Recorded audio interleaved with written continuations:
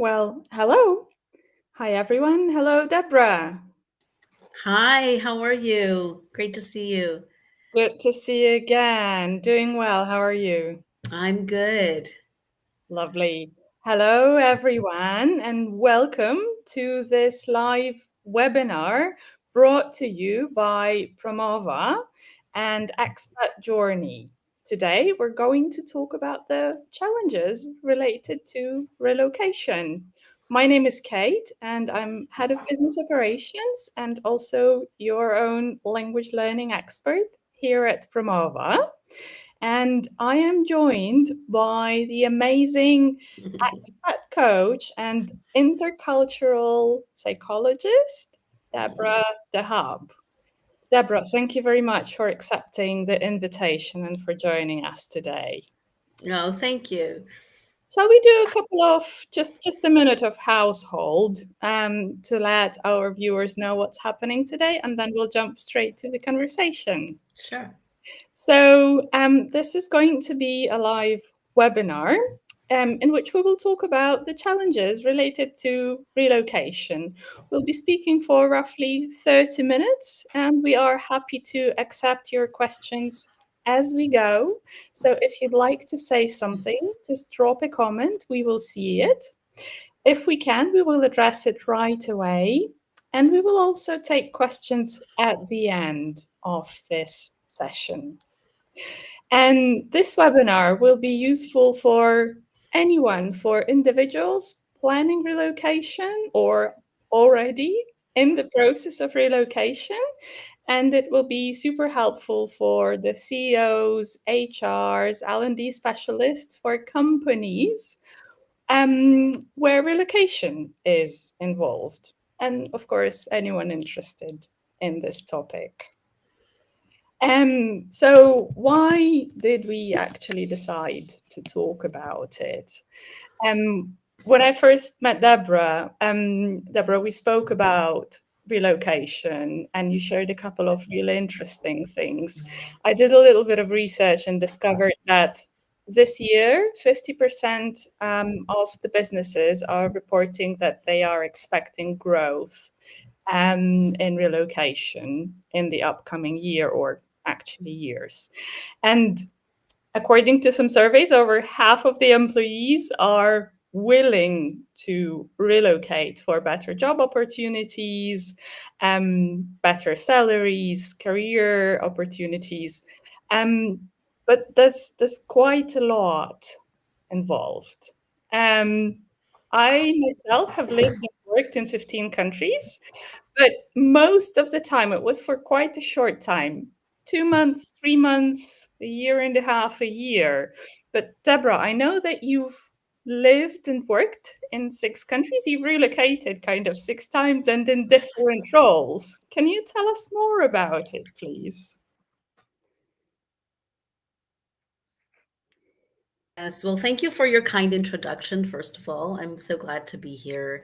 Um, I'm originally from Brazil, and I've lived in 6 different countries in the US,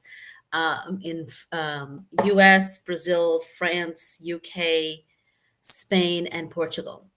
And I've lived in different capacities as a child, as a teenager, as a student, as a young adult, as a not so young adult, as a professional, as a wife, and as a mother. So I've been through all the phases, all of the roles that you can be in life so far. In a foreign country, even when living in my own country, I many times felt as a foreigner because of this quite different background, or not common, uncommon background. I'm sure, and probably especially if you come back after having spent some time in a different country, you come back home and you feel that things are different, right? Yes, yes. Well, what we call reverse cultural shock, right? So it's Mm, you mm, expect things to be the same, but everyone has lived their own life. Like people don't freeze in yeah. time, right? Things don't freeze in time. And some of the things that you didn't even know you had adjusted to in a foreign country, Mm, you sometimes realize that, oh, I don't like how I don't like how we do this here anymore. I like how we do it there.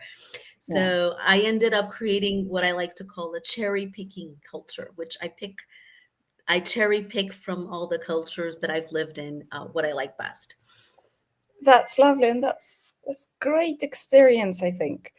Deborah, I know that you also work as an expat coach and intercultural psychologist, which, to be honest with you, when we were speaking for the first time, I thought this is unusual. I don't know anybody else who does it. So, why and how did you decide to go in this direction? Well, it's an interesting story. Well, I think so, at least. So in one of my moves, the first time I moved to Portugal, I used to be an executive, a marketing executive. I did an MBA. I have a background in business. I worked in many multinationals in the entertainment, cable TV, and financial sector. And in that specific situation, it really didn't work out. It checked all the boxes Mm-hmm, rationally, but I mm-hmm, wasn't happy. So I left, and then 8 years later, I moved back to the same country for personal reasons. mm-hmm, And I didn't have the excuse that I didn't know what I was getting into, right?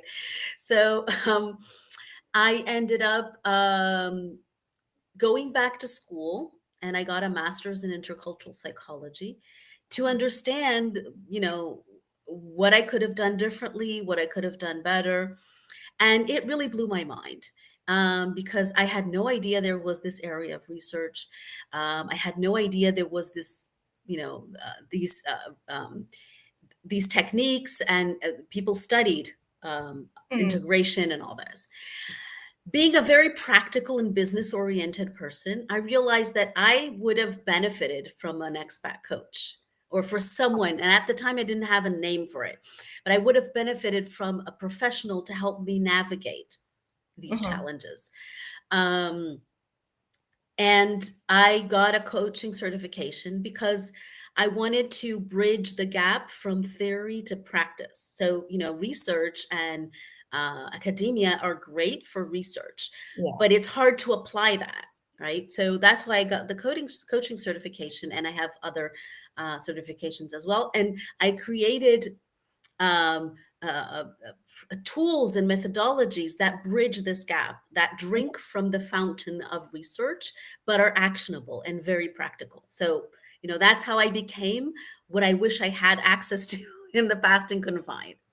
Um, that's fantastic. I think that's how the best ideas are born when you're actually solving one of your own problems, and you know that it will work and it will help the other people.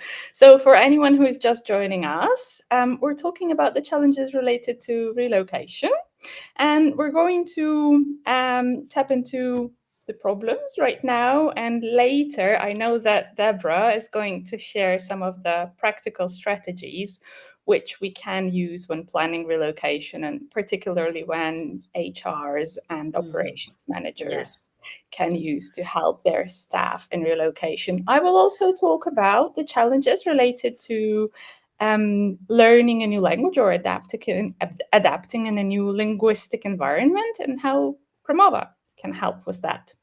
So, challenges, Deborah, we've said this word so many times today. What are some of the biggest challenges you have experienced when you had to Okay. relocate? So, when we were preparing for this presentation, it really struck me that, being Brazilian, I do speak Portuguese, right? Yeah. However, nothing would have prepared me to communicate in a corporate setting in Portugal. I Hmm. had no idea because there is, and this we're talking about 20 years ago, so there might have been there might be today some differences. Mhm. But my challenge back then was having a very hard time understanding the hierarchy and the formal use of language and Hmm. when it's formal, when it's not formal. So I spent so much energy doing my best to not offend anyone because um, Brazilian Portuguese is very informal, kind of like Mhm. English in the sense that we say you for everyone. Mhm. And European Portuguese is a lot more formal, or was back then. I think things might have changed a little bit, but I still see this in some industries.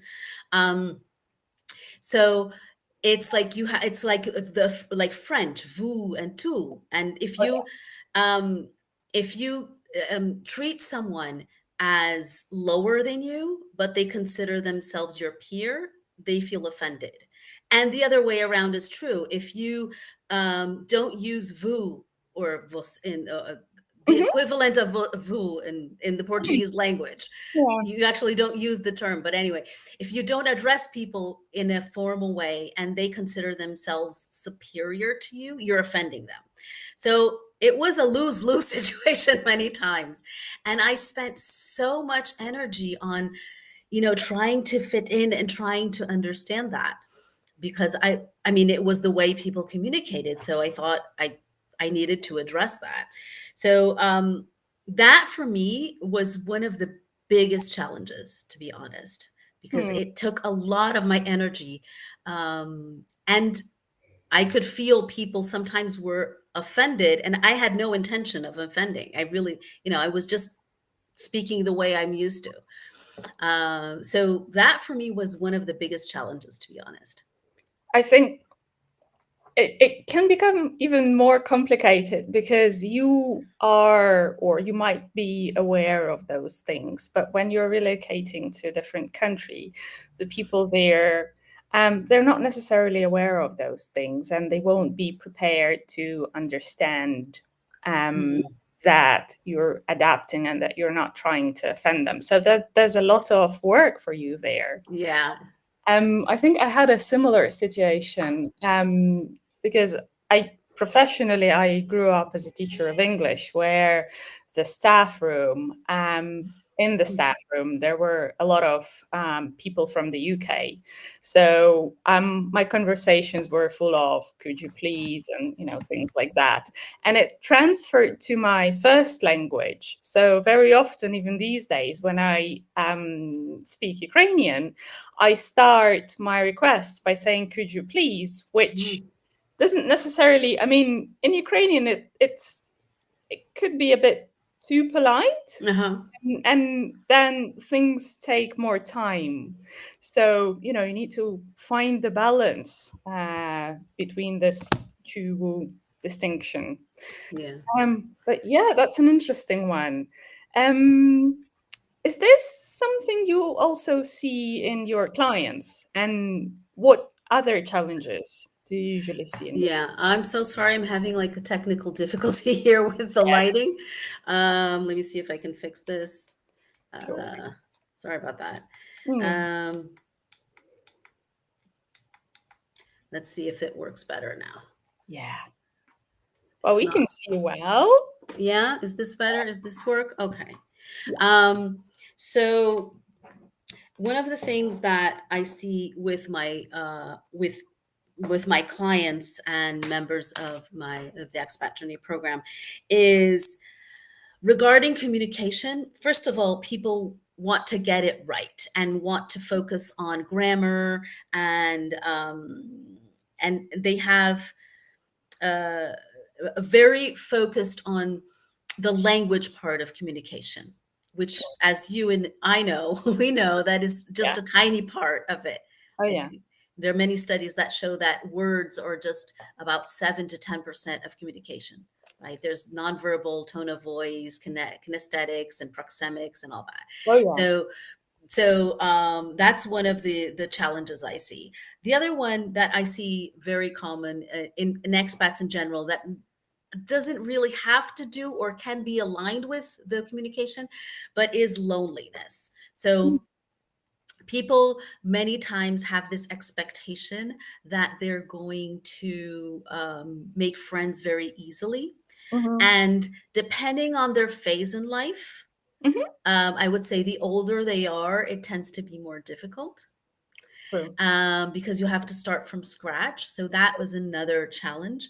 And that those two aspects combined with what we call in intercultural psychology, cultural learning and cultural shedding. So we're learning new things culturally and we have to unlearn the way we did things Oh culturally. yeah.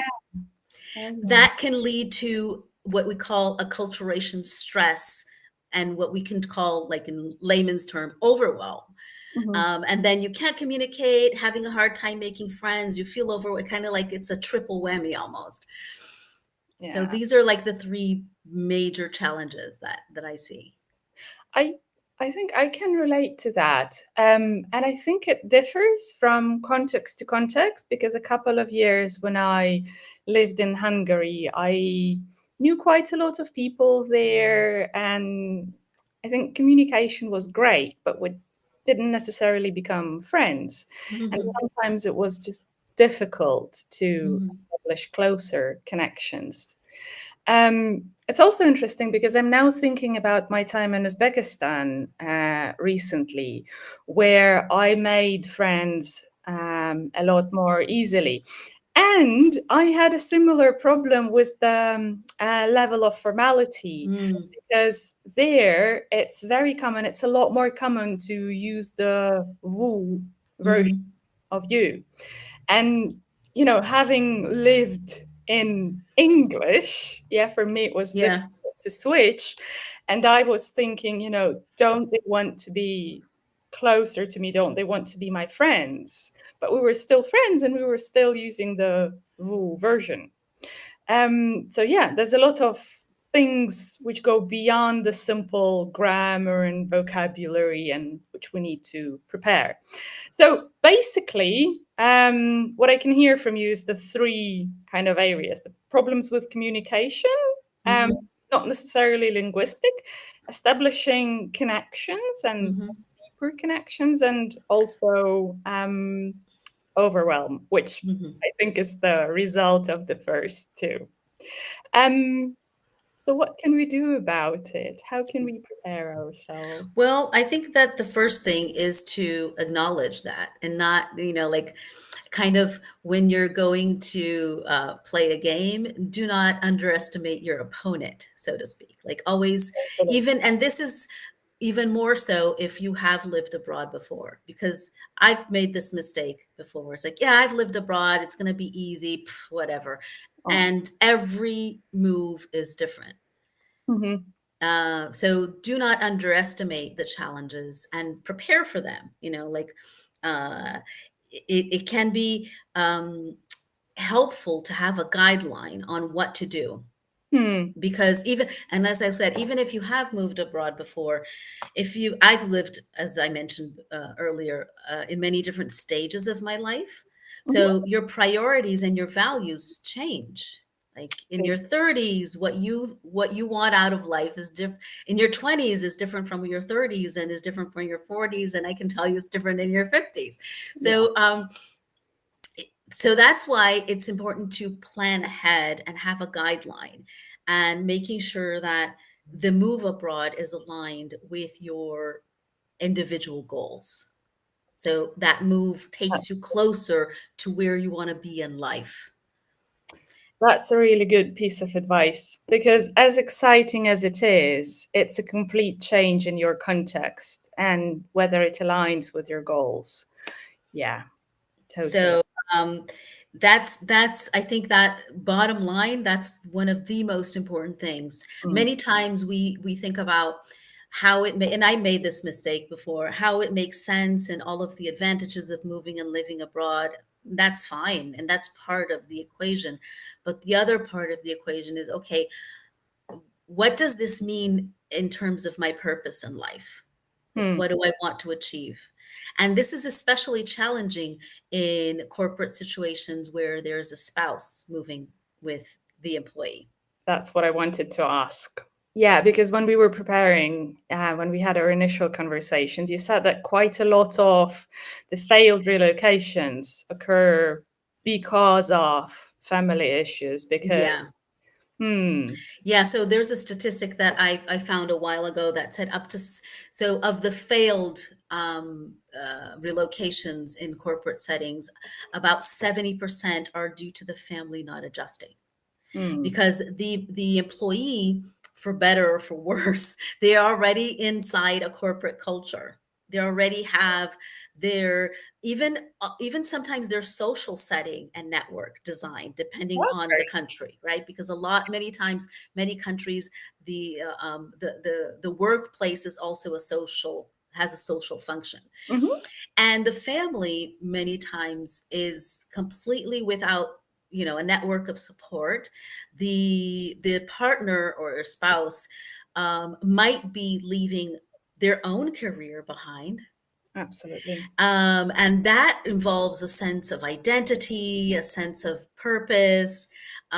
So these things are really need to be taken into account, Hmm, that go beyond what typically the businesses or the corporations provide, which is cultural training, which true. is useful. And of course, cultural training has its merits, but it's not enough to promote change. Hmm. Um, This got me thinking, would you say that HRs, when they are helping their employees prepare to relocate, they should also think about the families and probably do some sort of work with the spouses or partners? Absolutely, yes. I had a client that they reached out. It was a couple. They reached out to me because the husband was going to a new company, had a promotion. Beautiful on paper, was beautiful perks. The kids had their tuition paid for school. Really good opportunity. But the wife was very conflicted because it's like, I want to be there for my husband. I want to live abroad. I want to expose my children to this experience, but I don't want to leave my career. She Hmm. also had a career. So what do you do? And I'm not a marriage counselor, but what we did was really go back to, okay, how can this move take you closer to where you want to be in life? And Hmm. what after, working together, um, what happened was they negotiated with the company, because for her, she said, I cannot be at home doing nothing. I need to study or to work or do something. So they negotiated that the visa that he would have would allow her to work or to study. Hmm. So it ended up being, but that only was a happy ending because they talked about it prior to the issue, and they found a solution that, and they did have to negotiate with the company, but ultimately they were able to do that. And she said, okay, I will go back to school. I'll study something in my area.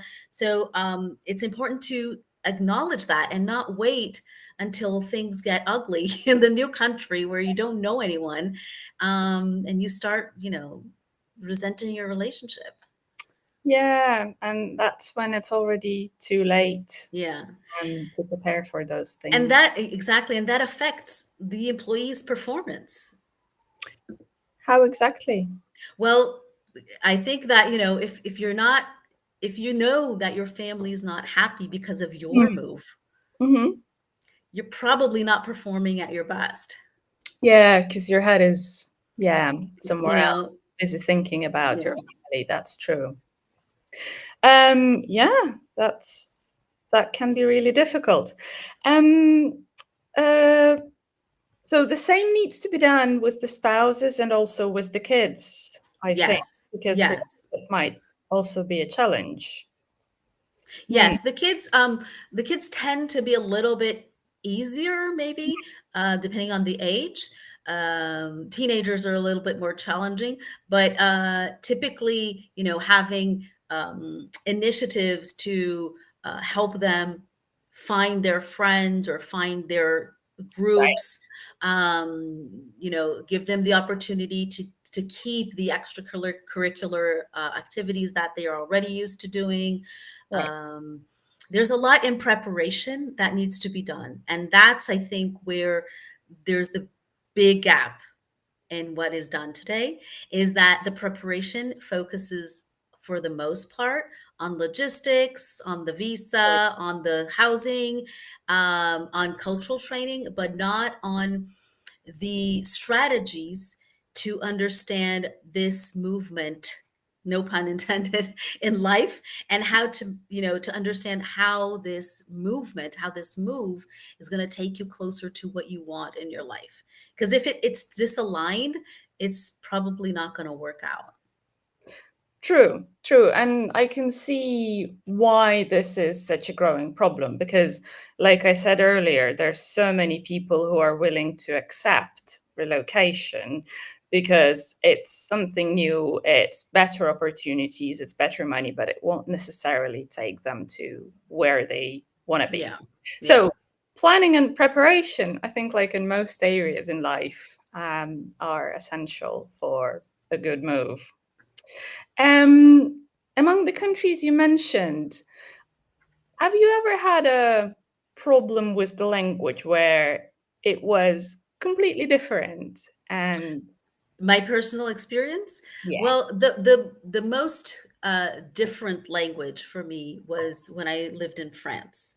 Mhm, So I went to France to do an exchange program, mhm, and I did speak French, kind of like comme ci comme ça, okay, um, and it was a big, big adjustment. Not only in terms of like studying in French, mhm, because there was no English spoken, mhm, but I remember going to the supermarket and like taking so long, and this was I'm dated pre-Google, pre for smartphone, so I didn't have any Google lens to look up a label. I had to figure it out on my own dictionaries. um, so I was really, really challenging. I cannot tell you how many times I bought one thing thinking it was completely different and wasted my money. So it took me a long time to find my grounds and to understand. Um, that was, I think, the most challenging situation, language wise. I can totally relate to that. When I just started as a manager at a language school in Ukraine, we had quite a lot of teachers from different countries. And I remember getting messages on my WhatsApp with different photos of milk saying, "What's this? Is this the right milk?" And, things like that. So it can be quite challenging. Um, when I lived in Hungary, and I think we all know that Hungarian is one of the most difficult Yeah. languages in the world. I speak English, I speak French, a little bit of German, but for me, Hungarian was such a challenge. And a couple of sentences just sounded like one stream of sounds. I could not differentiate. Hmm. And I know that a lot of people think that, full language immersion as a strategy is great because you're there and you have no other options but to learn the language. But a lot of research shows that it only works if you have some background, if you've done Yeah. a little bit of learning, like in your case, where you Yeah. can already speak some French. But also, if you have linguistic support in the form of regular lessons where you can actually tackle the situations that Hmm. you have in your everyday life and you can learn how to function in a foreign language. So, full immersion is great if it's a supporting tool, Yeah. planned learning. Yeah. Yeah. It's kind of like full immersion is like diving in the deep end. It's great if you know how to swim. Totally. I think the other challenge we often see, and it's not only related to relocation, we see it with quite a lot of clients who come to us and say, I want to learn English. And we have this little questionnaire, which our teachers do with the learners in the first lesson. And one of the questions is, so what's your goal? What do you want to achieve? And a lot of people say, I want to be fluent. I want to speak English well. I want to sound like somebody. And it just doesn't work because to me, it resonates with what you said earlier. Unless you know where you're going and how it aligns with your goals, it won't work. So being fluent isn't exactly measurable. I'm now planning to go back to Uzbekistan for a bit, and I don't speak Uzbek. I don't have a problem with the language there, but I just want to be polite. So I'm learning a couple of things, things I would say in a taxi, in a shop, thank you, please, how to order food and stuff like this.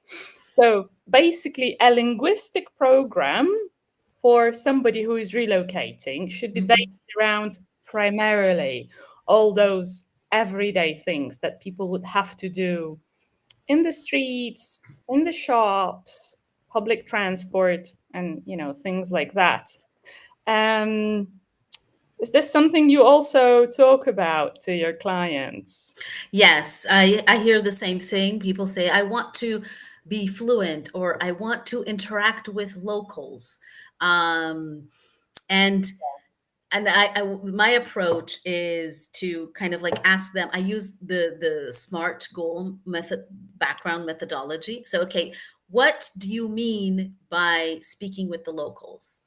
Is it like, imagine that you're in a grocery store. What do you want to understand? Oh, I want to understand the price. Okay. Then, or I want to understand the news. And it's hard because people, usually can't do this by themselves. So it's like really unpeeling the onion. It's like, okay, so you want to understand the local news, or I want to have a conversation. Okay, but for a first goal, because from 0 to 1,000, there are steps in between, right? So if you aim to 1,000, chances are you're going to feel frustrated. So let's start with a smaller milestone, milestones to achieve that goal. And then I help them. Okay, let's say, would a conversation, 10 minutes of talking in the local language without using English, is that good enough? Yes. And that you can measure. You can look at your watch and see if 10 minutes passed and if you used English or not. So you can measure that. And then I ask them, so that helps to define the goal. And sometimes I think people have goal FOMO. So they think that if they're not reaching for the highest goal, they're missing out. It's like, you'll only reach that highest goal if you take 2 steps first. Yeah. So I kind of like helps ground them. And the other thing that I ask them is an important question, which is, today, how much mind space and focus do they have to dedicate to that activity? Because when you are relocating, you're dealing with everything. You're dealing with the logistics. Even if you're working for a company, you're going to have to pack. You're going to have to say your goodbyes. You're dealing with your kids, with moving, with shipping things. So you might not be in the right headspace to focus on language, because that requires a lot of attention and memory and cognitive abilities. So part of that is like, okay, how much time and mental space do you have to dedicate that? And that helps to kind of like balance out the expectations. So they say, okay, this is what you can do right now, and that's great. And like, the polite phrases, and then little by little you will increase. So it's kind of like what we're saying, like learning how to swim, right? You're not going to jump in the deep end. You're going to start learning how to breathe underwater, and and things like that. And then once you're ready, then you can have the deeper conversations and the immersion. But because when you want everything right now, what you usually get is nothing right away. So So it's better to, and it sometimes people, it's hard to do that alone. It's hard to do that alone sometimes. Yeah, in a lot of ways, because if you're alone, you need to know where you want to go and how to get there, and you also need emotional support. It's interesting. I'm just thinking, when we were going to Web Summit for the first time with Promova, we designed a little course, Portuguese. And I remember when preparing for Web Summit, I was working through this course, learning some simple phrases, such as, how to go somewhere, how to order coffee. And it helped me, it really helped me a lot, because it was what I needed. I needed Hmm. simple everyday stuff. And I had my little reminders to do Hmm. things every day and stuff like this. So, yeah, again, back to what we were saying, planning. Planning Yeah. is Yeah. what helps. Knowing what to do, when to do it, and how to do it. Hmm. Easier said than done, but Easier said than done. But as far as I understand, this is what you help your clients with. yes, exactly. So in the Expat Journey Program, I have a complete pre-move roadmap that Mhm. starts with even making the decision, is moving the right thing for me That's right now, until from all of the how to research, how to make new friends, how to understand intercultural differences, how to integrate, how to decide what to pack and what to leave behind, how to choose a location. Very practical, hands-on. Uh, that is based on my own experience, based on the research, and based on having been working with people for pretty much a decade already. So the pre-move roadmap and the post-move roadmap navigates people through their whole, that's why it's called Expat Journey, through their whole expat journey, from, from the moment you have this inkling, I think I want to live abroad, Hmm. until the moment that you're settled and you're happy and adjusted. Yeah. So the moment you get this feeling is when you actually need to start planning Yes. what you want and how you want to achieve it. And I also think that the moment you're there and that you feel you've integrated, you've found a local gym, a Mhm. beautician, your favorite grocery store, I don't think it stops there, because, you know, if that's where it stops, there's this feeling of emptiness because we don't Mm. know what's next. So, in order to avoid that, I think we constantly need to plan ahead Mhm. a couple of Mhm. steps. Yeah. Right. Yeah, so I think that's what I would have wanted to Mhm. know when I was moving for the first time. And this is also what we help with at Promova, because, like I mentioned earlier, when we speak to a new client, we always start with an interview in which we find out Mhm. the goals, the needs, the time frames. And I know we rarely think, well, as human beings, we rarely think about making our goals smart. So that's what we do. And Mhm. teachers do. We formulate smarter goals and Mhm. have a roadmap for achieving those. The other thing that we do is a little bit of, or quite a lot sometimes, cultural training, things which Mhm. go beyond the language. Um, how close you can be, how closely you can stand to Mm. somebody, the gestures, the formula that you use, yeah, the formulaic language that's appropriate.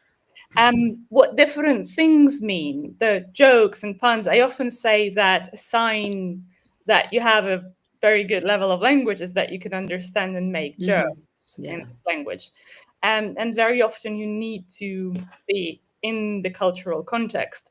In one of our conversations, Deborah, you shared a story about a cup of coffee. How Oh, yes. That was was an example. Yeah.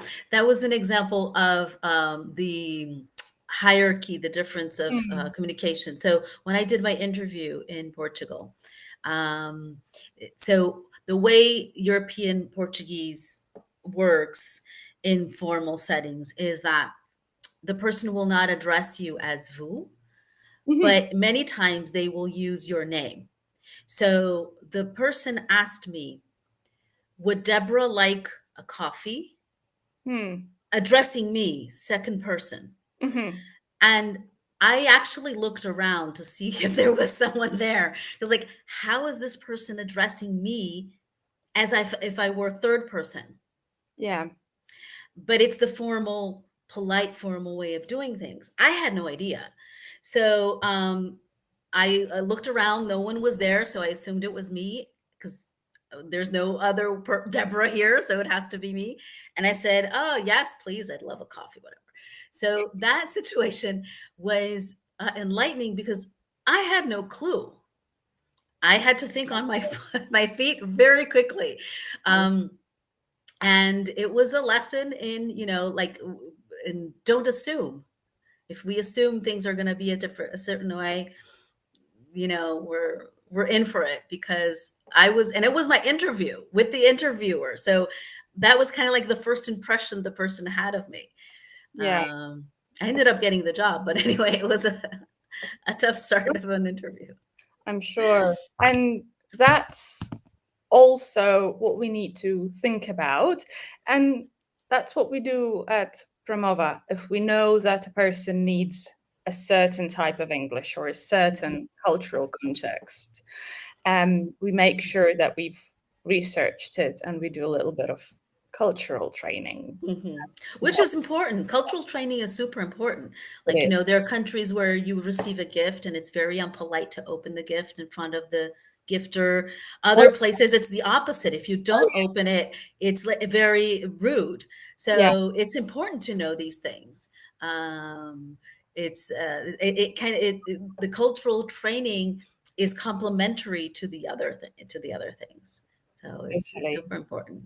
Totally. And all those things need to stay practical, because it's one thing talking about them, and it's a completely different thing actually taking part in the Absolutely. process. So we've been talking for 40 minutes already, and as a thank you to all those who are listening, joining, or will be listening, to the recording, we have prepared our special offers. So, Deborah here, I know that you help individuals, you're also happy to help companies. Can you tell us a little bit about what you can do for the companies where relocation is Yeah, involved? absolutely. Help. So for companies, there are many different ways to work with me. I have worked in multinationals for decades, so I know what it's like inside multinational. And with the Expat Journey Program, companies will have a turnkey solution to help their employees and their families navigate the pre-move and post-move process. And it is completely customizable. So we can plug and play different modules and different lessons, include aspects of the program. Is completely modular in that way. So it can be customized by the company, include their onboarding or other aspects that they find important for relocation. And I think, yeah, there's my email passing by here, so just get in touch, and we'll set up a meeting and talk about it. That's lovely.